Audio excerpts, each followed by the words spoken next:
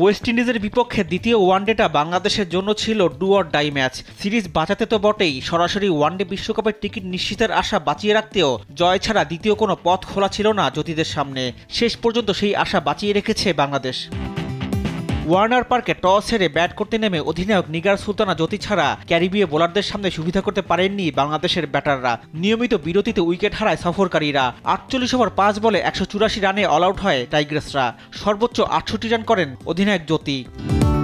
জবাবে ব্যাট করতে নেমে বৃষ্টির বাধায় কয়েকবার খেলা বন্ধ হয়ে যায়, তবে ধীরে ধীরে স্বাগতিক ব্যাটারদের চাপে ফেলে দেয় টাইগ্রেস বোলাররা। নিয়মিত বিরতিতে উইকেট হারিয়ে ৩৫ ওভারে ১২৪ রানে অল আউট হয় ওয়েস্ট ইন্ডিজের মেয়েরা। সর্বোচ্চ ২৮ রান আসে সীমাইনে ক্যাম্বেলের ব্যাট থেকে।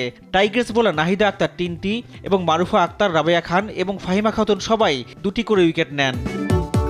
আগামী ২৫ জানুয়ারি সিরিজের তৃতীয় ওয়ানডে। এই ম্যাচ জিতলে সরাসরি ওয়ানডে বিশ্বকাপের টিকিট পাবে জ্যোতিরা। বৃষ্টিতে পরিত্যক্ত হলেও সরাসরি ওয়ানডে বিশ্বকাপের টিকিট নিশ্চিত হবে বাংলাদেশের। রিফাত আঞ্জুম, দেশ টিভি, স্পোর্টস ডেস্ক।